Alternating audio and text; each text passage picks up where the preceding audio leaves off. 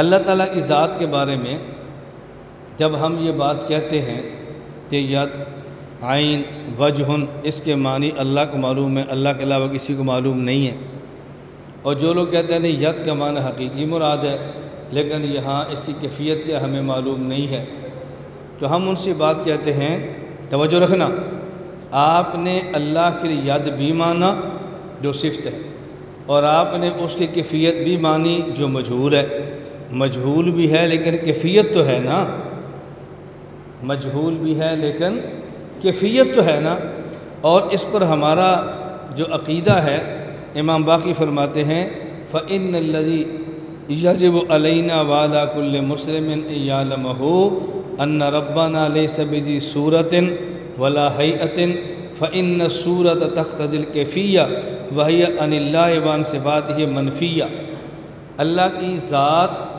اللہ کی ذات یہ اور اللہ کی صفات، ان کے اندر کیفیت نہیں ہے، خدا کی ذات بھی بلا کیفیت ہے اور خدا کی صفات بھی بلا کیفیت ہے۔ آپ کہتے ہیں ید کا معنی حقیقی ہے لیکن ہمیں اس کی کیفیت معلوم نہ ہو، اسے مجہول کہتے ہیں، مجہول کیفیت تم نے مانی اگرچہ مجہول مانی ہے، اور اللہ کی ذات تو کیفیات سے پاک ہے، اس لیے اللہ کے لیے مجہول کیفیت نہ مانو۔ سوال سمجھ آ گیا؟ آپ نے اللہ کے لیے صفات مانی اور صفات کی کیفیت مانی، مجہول مانی، اللہ کی ذات، اللہ کی صفات کیفیت سے پاک ہے، خواہ کیفیت معلوم ہو خواہ کیفیت مجہول ہو، کیفیت سے پاک ہے۔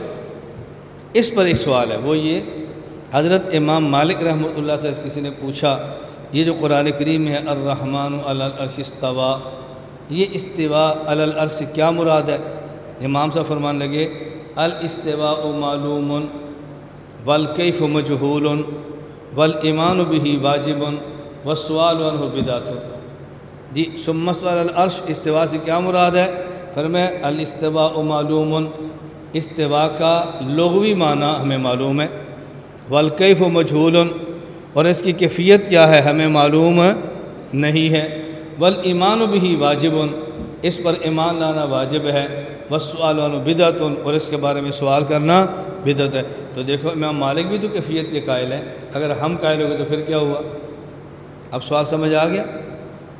اس کا جواب یہ ہے حضرت امام مالک رحمۃ اللہ علیہ سے یہ مقولہ صحیح سند سے ثابت نہیں ہے۔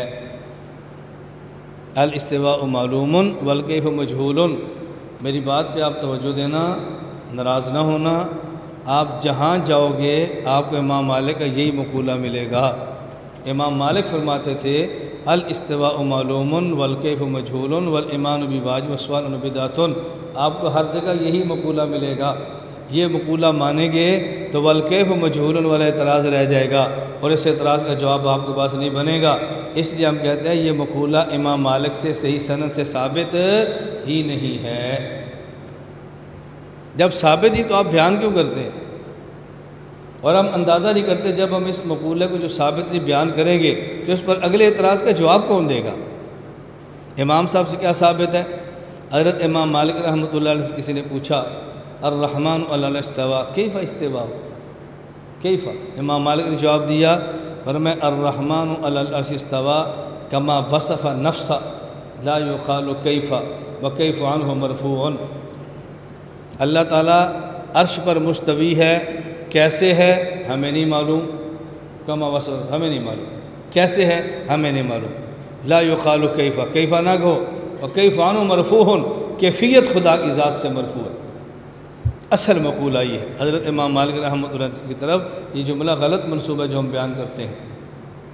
میں جدہ میں تھا تو ایک لڑکا مجھے ملا اور یہ اس نے مجھ سے سوال کیا کہ ثم استوى علی العرش کے بارے میں آپ لوگ کہتے ہیں کہ اس کا معنی یہ ہے اللہ عرش پر غالب ہے، یا کہتے ہیں متشابہات میں سے ہے۔ اور امام مالک رحمہ اللہ تو فرماتے ہیں الاستواء معلوم والکیف مجہول۔ میں نے ان سے پوچھا آپ بدعتی ہیں؟